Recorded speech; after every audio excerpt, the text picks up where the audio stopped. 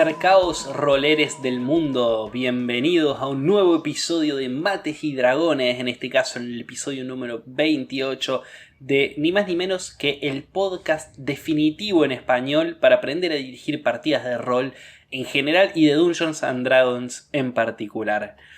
Yo soy Tobías Culazo, un simple aprendiz de máster que intenta sacar lo mejor, todo el jugo intelectual que tiene para darnos el gran máster de máster, dios de dioses, rey de reyes, el señor Manuel Cabeza Rivarola, del otro lado de la línea. ¿Cómo le va?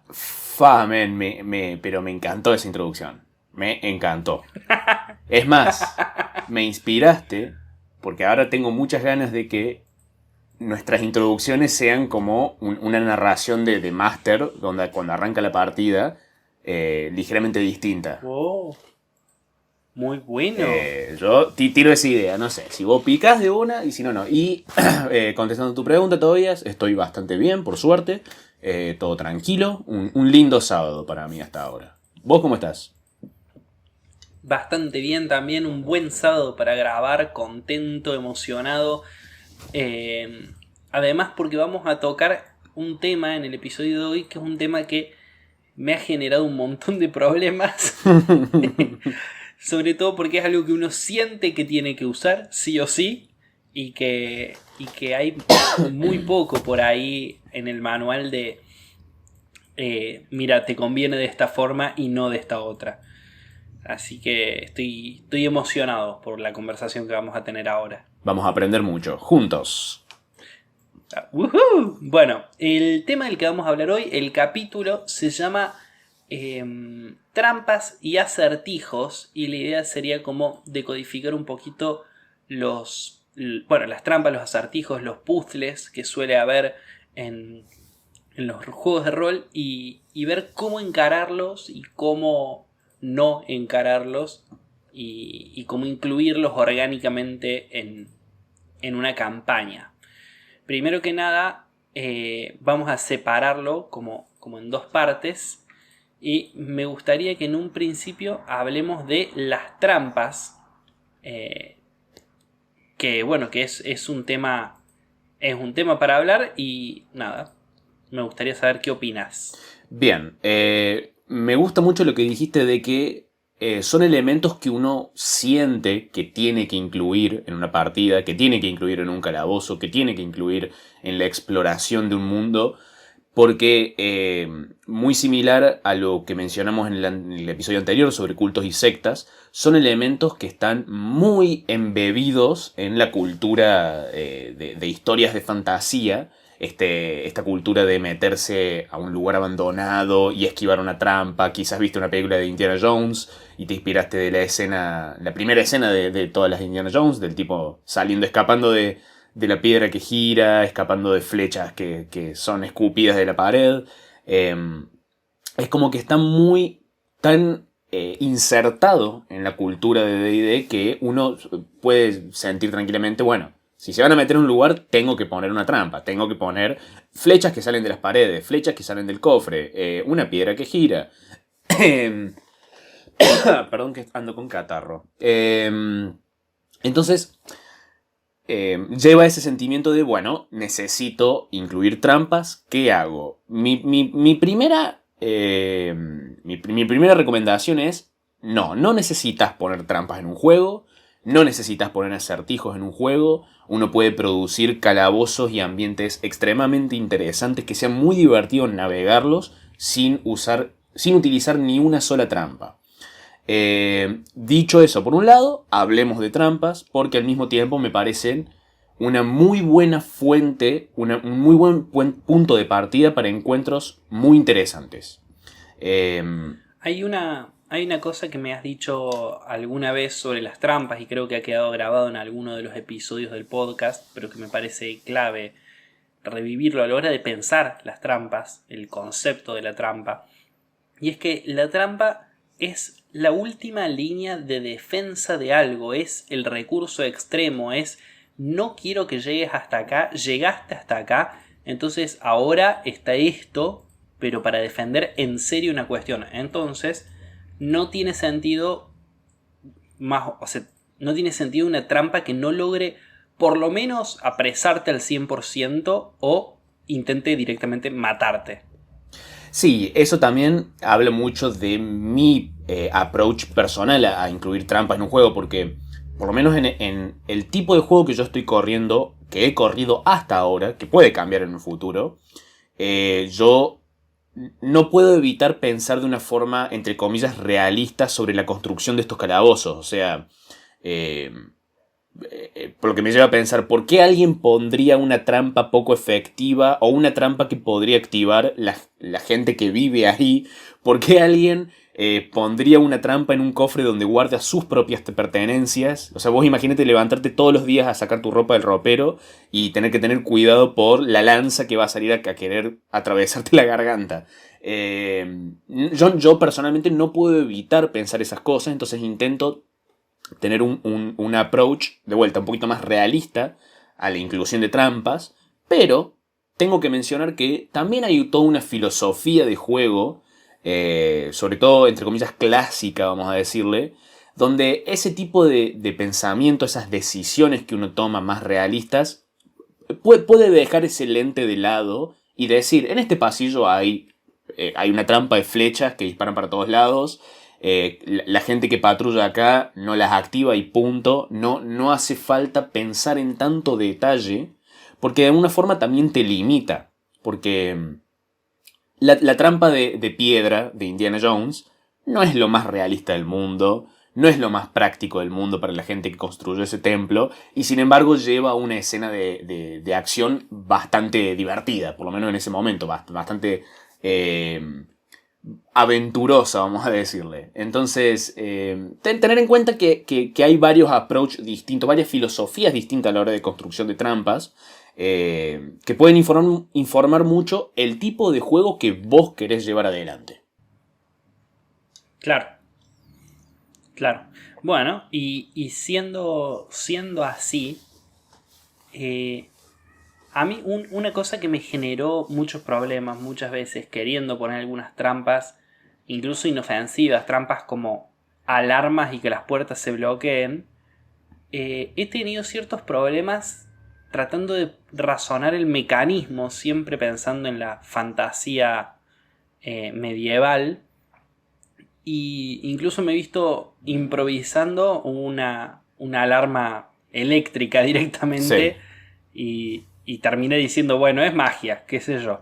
Pero no me sentí tan contento con esa cuestión. Sí, sí, entiendo lo que decís y está muy bueno empezar a pensar de esa forma porque eh, antes de meternos en detalle en ese aspecto en particular, yo lo veo de la siguiente forma. Para mí, las trampas existen en dos grandes categorías.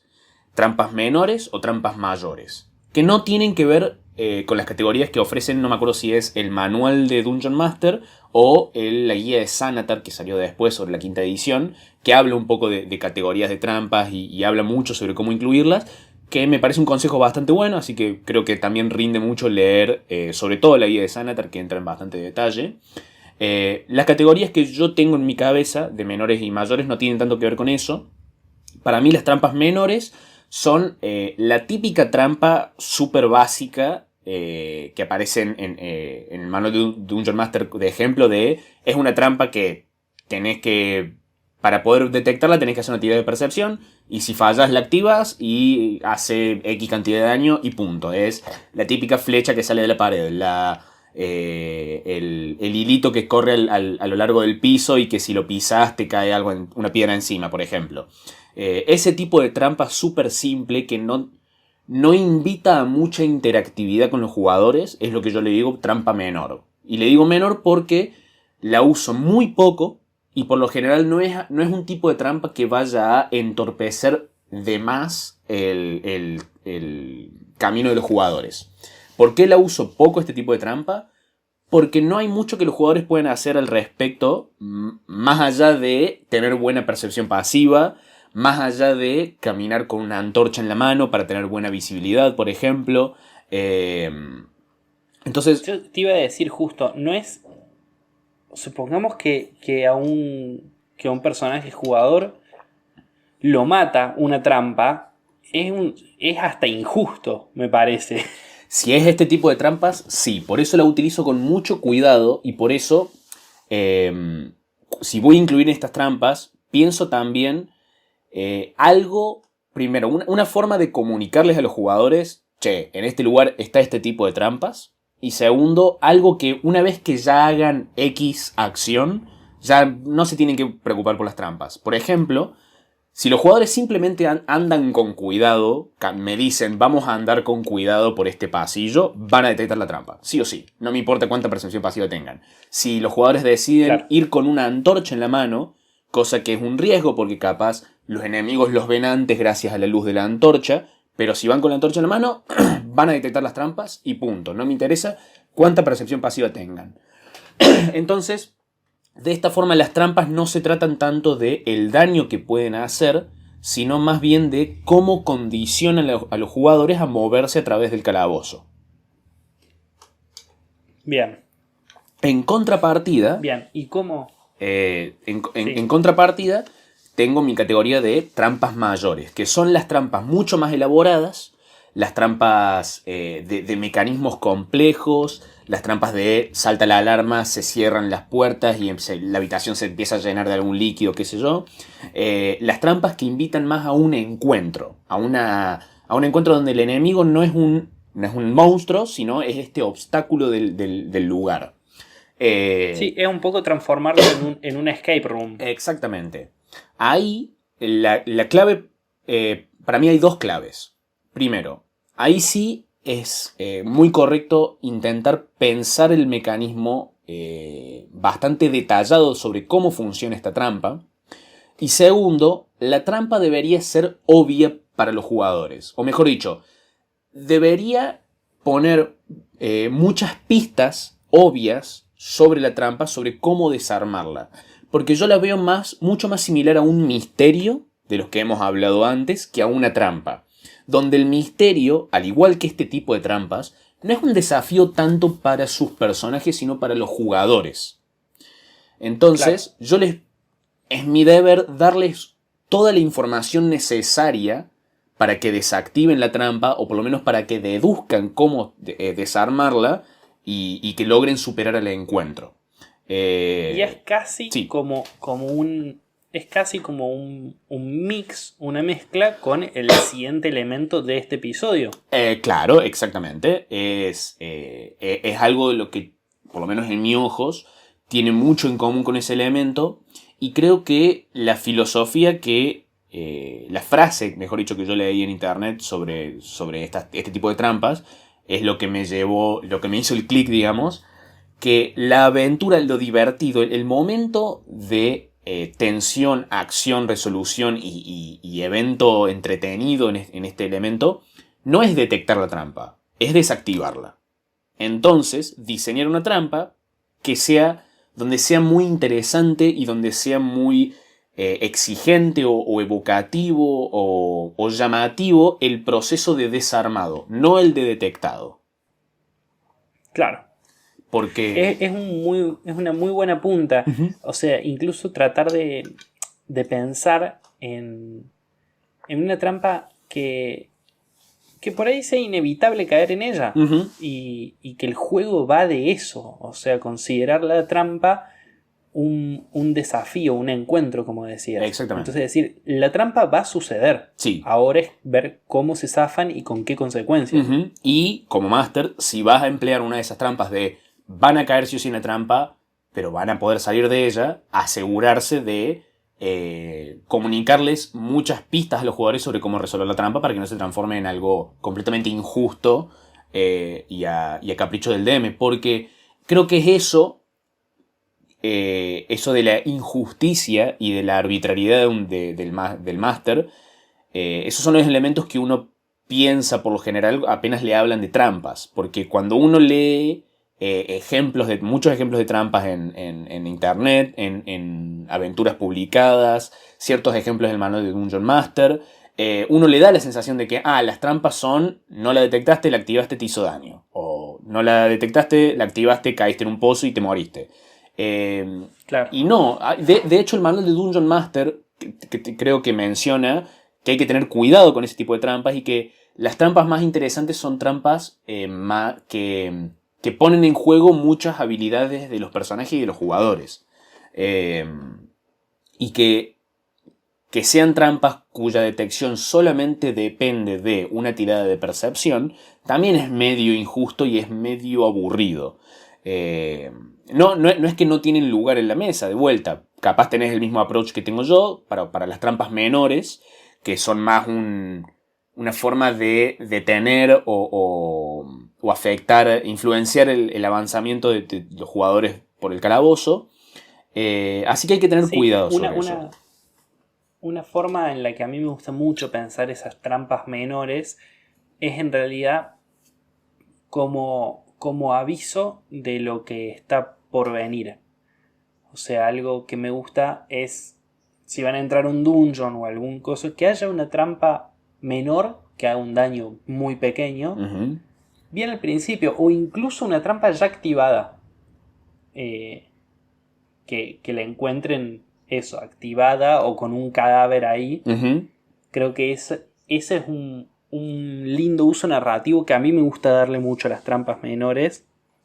Como para decirles, este es un lugar peligroso y hay gente que no quiere que entren. Exactamente. Pero respecto a las otras trampas que decís, a las complejas, Uh-huh. me parece muy interesante el cómo de variado puede ser esa trampa. Porque estamos hablando desde la clásica, las paredes que se encogen, la habitación que se llena de agua, un gas que sale, hasta, no sé, se activan unas espadas encantadas. También, sí. Porque lo bueno también a la hora de pensar es eso, tenemos, además de todo el razonamiento mecánico, tenemos la posibilidad de usar magia. Uh-huh. Sí. Y eso es como una trampa a la hora de jugar, pero que está muy buena. Sí, no, es una herramienta más en el cinturón de los jugadores para poder lidiar con las trampas. Y además, quiero seguir haciendo énfasis en el que está bueno, casi yo diría requerido, si uno va a implementar una de estas trampas complejas, o inclusive para ciertas trampas menores, lo de pensar un poco sobre cómo funciona su mecanismo, porque las trampas, como mencioné antes, también pueden ser un desafío para los jugadores y no por los personajes. Entonces, un jugador que esté muy interesado en la inmersión o en decir yo desactivo la trampa y no mi personaje, cuando le describís en detalle un mecanismo, el jugador puede decirte, bueno, con mi daga intento trabar este engranaje específico, intento pasar la daga por la ranura del cofre para intentar cortar algún hilo. Entonces, como máster... Claro, lo volvés mucho más real y no simplemente la opción de apretar la E y que el personaje lo haga. Exactamente. Hay muchos jugadores que disfrutan ese nivel de interactividad y como máster si les otorgas eso y te da la posibilidad de decirle, bueno, si el jugador justo dedujo o te dijo que quiere hacer la acción correcta para desactivar la trampa, listo, la desactiva. No le hagas hacer una tirada de habilidad, a menos que sea que esté intentando hacer algo difícil, obviamente depende de cada criterio. Pero también es una forma de recompensar al jugador que presta atención, al jugador que está ahí para estar inmerso en el juego, lo estás recompensando por su esfuerzo también. Claro. ¿Y qué? ¿Cómo pensás, cómo imaginas, cómo creás las trampas? Ahí es uno de los elementos, al igual que vos, me cuestan bastante empezar a diseñarlas. Entonces, primero, internet, gente, no puedo dejar nunca voy a dejar de repetir lo valioso que es robar del internet para un máster. Existen listas de las 20 mejores trampas para un calabozo, o hay hilos de Reddit donde la gente simplemente contesta con comentarios ideas de trampas. De ahí podés sacar Sí, muchísimas también, ideas. también hay una opción que es ir a Instagram, buscar mates y dragones, seguirlos en la bio hay un link a un Discord de Mates y Dragones donde hay un montón de gente y ahí capaz que si vos escribís, che, necesito ideas de trampas, capaz que hay, no sé, 50 frikis que te van a tirar 500 ideas. Exactamente. Y una mejor que la otra. Exactamente. Entonces, apoyarse en los recursos que ya existen es algo que no puedo dejar de recomendar. También a mí me ha ayudado bastante intentar leer descripciones más detalladas sobre cosas de ingeniería, cosas así. No para entenderlas, porque no entiendo casi ninguna, pero para como alimentar mi vocabulario a la hora de intentar describir trampas, a leer mucho lenguaje técnico sobre... Claro, desde manuales de engranaje. Exactamente. De ensamble. Cómo funcionan motores de autos, cómo funcionaban las puertas levadizas de los castillos.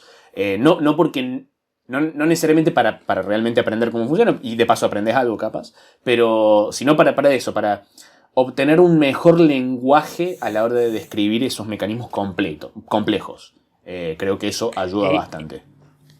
Es muy, muy buena idea, pero retruco la pregunta, ahora que me decís, bueno, busco en internet, ok, ¿qué es lo que tenés que encontrar en una idea de una trampa? ¿Cuáles son los elementos que vos decís? Tiene que tener esto para que yo diga, está mortal, la voy a usar en mi campaña. No sé si es...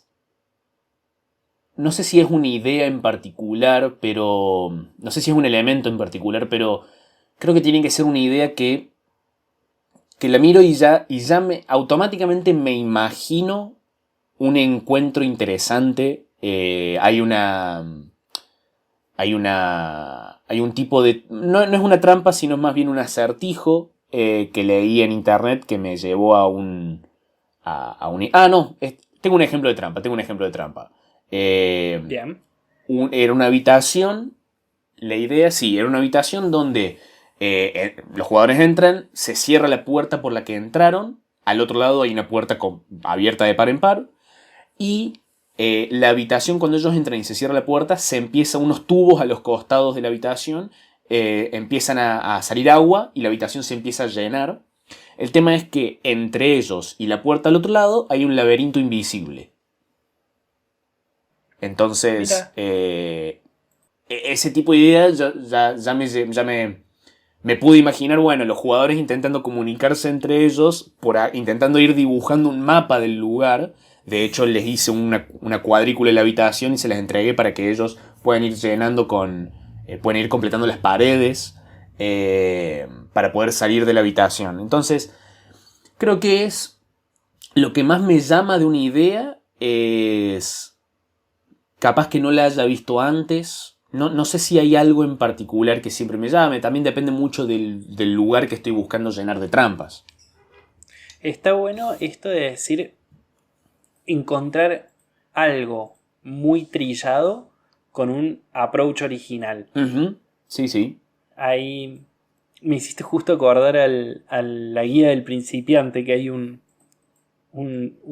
laberinto invisible imposible. Sí. Pero está muy bueno. Y me gustaría entonces que, si no tenés nada más que agregar estrictamente de trampas, pasemos a los acertijos. Continuamos.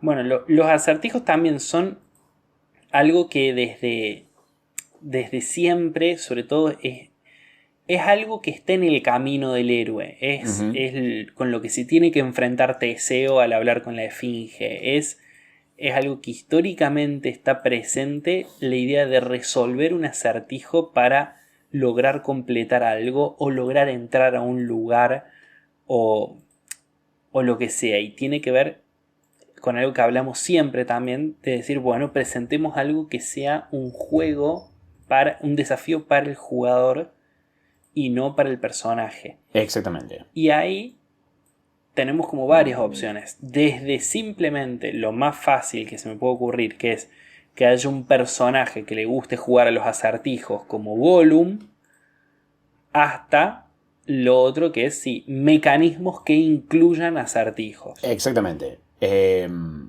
Casi que los acertijos pueden ser vistos como un juego de palabras hasta como un desafío de pensamiento, quizás inclusive en el ambiente, como similar a trampas, a las trampas mayores, pero que tu vida no corre riesgo, por ejemplo. O resolverlo es pura y exclusivamente tu capacidad de deducción. Así que creo que eso es el punto principal que diferencia las trampas de los acertijos. Los acertijos te apoyas en tu intelecto y en tu capacidad de observación casi exclusivamente para poder resolverlos.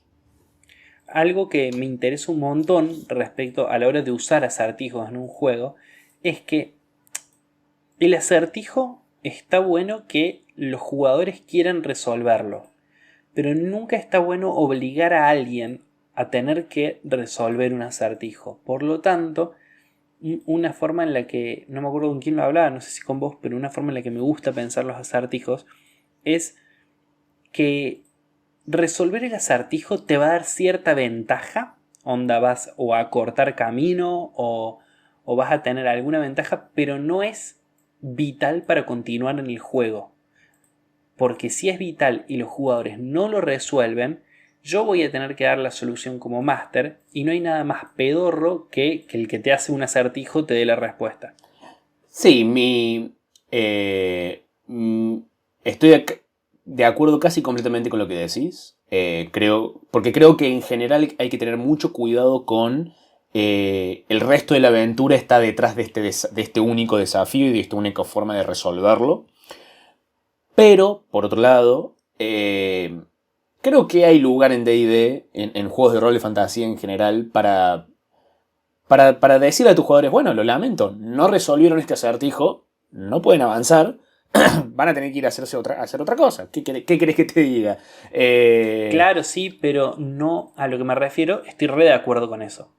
Pero eso yo lo haría si pongo el acertijo en la entrada de una misión. ¿Se entiende? Ahí va. En la entrada de una aventura, en el comienzo, onda. Si no resuelven esto, listo, esta aventura está inhabilitada hasta que lo resuelvan. Claro, sí, entiendo. Pero no haría toda una aventura, todo un dungeon para llegar a la habitación final y que no la puedan abrir.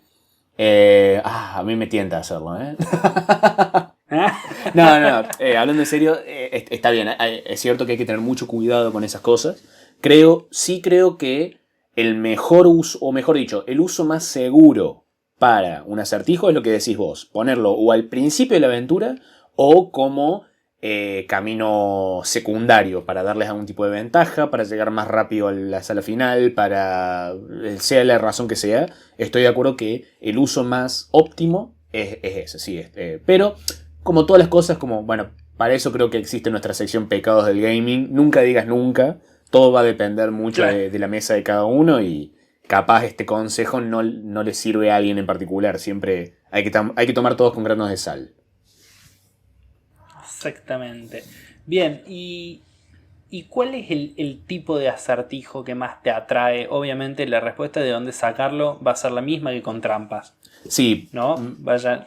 Más aún que con trampas, para los acertijos soy aún peor a la hora de diseñarlos, así que retruco mi recomendación de buscar en internet porque es de donde yo saco casi todos los acertijos. Así que hagan eso, gente. Roben, carajo. ¿Cómo haces en el caso de que estés planteando un acertijo? Esto es algo que sí me preocupa y que creo que a muchos jugadores les preocupa. De decir, estoy planteando un acertijo y alguno de los jugadores lo conoce. Ah, sí. Y yo creo que ahí me parece que la responsabilidad entra más como jugador. Yo como jugador lo que le diría directamente al máster, mirá, Toby, yo la verdad la solución a este acertijo la conozco, mi persona voy a quedarme atrás, voy a dejar que los demás intenten resolverlo porque mi personaje no está pudiendo pensar en este momento por X motivo, bla bla bla bla. No te preocupes, no voy a spoilear todo este posible encuentro. Porque... Claro, a mí lo que me pasa es que yo estoy en esa... yo tengo esa posibilidad siendo el bárbaro que interpreto ahora. Ajá. De decir, si a mí me presentan un acertijo que Tobías conoce, yo le voy a decir, no pasa nada, soy el bárbaro, no te preocupes, me voy a quedar golpeando esta piedra. Ahora, si a mí me pasa con la maga, que era un personaje súper ñoño, que quería siempre resolver todo ella, que quería siempre estar al frente, digo, ¿cómo como jugador hago eso? Que, bueno, que seas inteligente no significa que puedas resolver todo, que capaz tu personaje se encontró con el acertijo que no puede resolver y ahora interpretas una maga completamente frustrada, capaz te enojas con tu equipo porque la culpa es de ellos, porque ellos deberían poder resolverlo, o capaz la maga hace que, yo ya lo resolví pero voy a esperar que los demás lo hagan. Creo que como jugador tenés muchas herramientas para poder lidiar con eso. Inclusive por el caso completamente posible de que realmente no lo estés pudiendo resolver, más allá que lo conozcas de antes, claro, o no. Creo que como jugador uno ahí puede poner en juego su creatividad a la hora de interpretar su personaje. Los acertijos también son una oportunidad para hacer roleplay. No solamente por hablar con los demás, sino también por mostrar cómo se expresa tu personaje frente a este obstáculo. Claro. Sí, es una linda oportunidad para personificar. Uh-huh. Y quería continuar también diciendo que un poco lo que mencioné antes con trampas, yo hasta ahora he tenido un approach también bastante realista, entre comillas, a la hora del diseño de mis lugares. Siempre me pregunto, bueno, que yo pongo una habitación acá, ¿por qué está esta habitación acá? ¿Cuál es el propósito de esta habitación?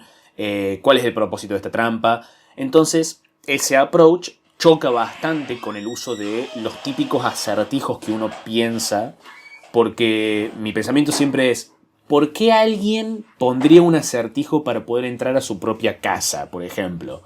Claro. Si este mago poderoso no quiere que nadie entre, que cierre la puerta con una llave muy fuerte, y no que ponga un acertijo, porque los acertijos, como elemento en las partidas de rol, en las partidas de fantasía, también son algo muy embebido en la fantasía, específicamente la fantasía más fantástica, vamos a decirle, la que viene siempre como del mundo de las hadas, del mundo de los elfos. Entonces es algo que ya casi por definición es un choque con la fantasía más realista a la que uno puede estar modernamente acostumbrado. Entonces creo que fueron en parte mi deseo por incluir más acertijos, que me estoy empezando a alejar un poco de ese mega realismo a la hora de diseñar mundos, porque no, como máster me cuesta mucho concebir eso que mencioné antes, porque un mago pondría un acertijo, claro, en su entrada, me parece tan poco práctico. Pero si te empezás tenés que ser menos práctico. Exactamente. Si empezás a querer irte en esa dirección, entonces no tengas miedo en llenar de más magia y un poco subir la magia y bajar un poco la racionalización en tu mundo. Claro, o capaz eso tiene todo el sentido del mundo y lo puedes llevar racional si el mago es súper paranoico. También. O si pones eso en lugares donde realmente hay algo que ocultar. Uh-huh. O sea, podés sostenerlo, pero eso tenés que encontrar algo que te satisfaga a la hora de creértelo. Exactamente. Y los acertijos casi que son un desafío ante ese deseo de realismo. Entonces hay que tener en cuenta eso a la hora de incluir acertijos. Y por eso no es casualidad de que no solamente en mi mundo, sino en muchas otras partidas, los acertijos suelen estar en lugares increíblemente antiguos, suelen tener algo que ver con elfos, o magos ancianos, magos perdidos, magos que ya murieron, que dejaron su torre. No es casualidad que los acertijos sean casi exclusivamente de ese dominio.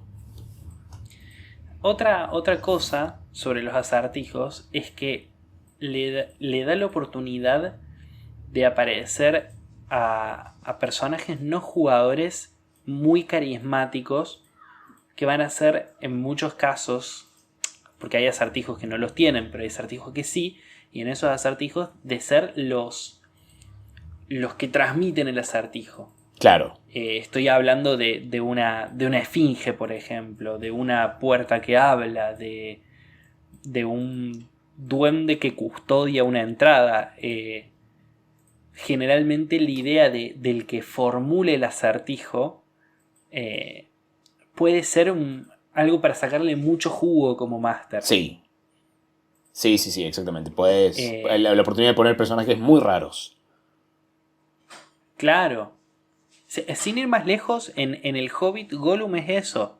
Sí. Gollum es un contador de acertijos que le gusta jugar a eso a cambio de la vida. Uh-huh. Y me parece que está muy bueno tomar esas cosas, tomar los acertijos que nos da también la cultura popular, así como las trampas las tomamos de Indiana Jones. Eso, el mundo del Señor de los Anillos tiene muy buenos acertijos. No buenos acertijos en sí, sino la idea esto. Sí. ¿Querés entrar a Minas Morgul? Bueno, tenés este acertijo en la puerta. Exactamente. Minas Moria, perdón. Te perdono todavía. Te perdono porque yo... de hecho no me sonaba Minas Morgul, pero dije, nada, Tobías conoce más que yo, así que voy a confiar en él. Sí, y acertijos no necesariamente tienen que ser de resolver un juego de palabras, digamos, algo que te dice, alguien que te dice un acertijo y vos le das la respuesta correcta. También puedes jugar mucho con el ambiente. Yo, repasando para este episodio, vi un acertijo muy copado que es, entra a una habitación donde una de las paredes es todo un espejo, donde en ese espejo, digamos, obviamente se ve todo bien como un espejo, pero en la habitación del espejo se ve un objeto que no hay en la habitación real. Y para resolver la habitación tienen que buscar ese objeto y ponerlo en ese lugar. Entonces, jugar también con el ambiente, jugar con otras... donde la respuesta correcta no necesariamente es algo que uno dice en voz alta, digamos, eso es lo que quiero decir. Claro.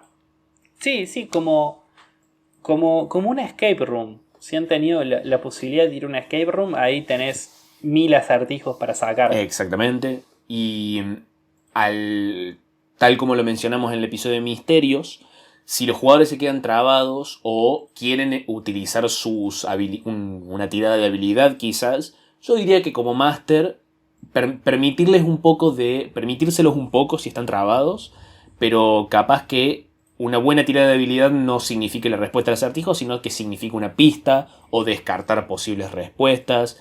Pero eso ya es un territorio Perdón, una última cosita. Eso ya es un territorio que es bastante difícil de adjudicar como máster porque, o sea, básicamente tus jugadores te están pidiendo una tirada de divinación, digamos, de quiero pensar muy fuerte y que venga la respuesta hacia mí. Entonces como máster es un poco difícil de narrar eso, pero yo diría, permitite un poco de muñeca a la hora de hacerlo. Un guiño está todo bien. Sí, para mí una buena tirada de habilidad te puede dar pistas sobre el mecanismo o sobre cómo fue fabricado o qué se espera que funcione. Exactamente. No tanto sobre el acertijo en sí, sino sobre, bueno, o sea, querés hacer una tirada pero mirando qué o pensando en qué y también indagar eso para ver qué resulta. Uh-huh. Y en todo caso sí, podés decir, bueno, o sea, para no decirle pensás que puede ser tal cosa, podés decirle de alguna manera te recuerda a tu mamá cuando cocinaba pastas frolas. Y bueno, ves si lo agarro o no, si se le enredó más. Lo lamento, le podés decir después, perdón, te cobraste de eso. Sí. Perdón, pero sacaste un crítico negativo. Sí. Eso y siempre,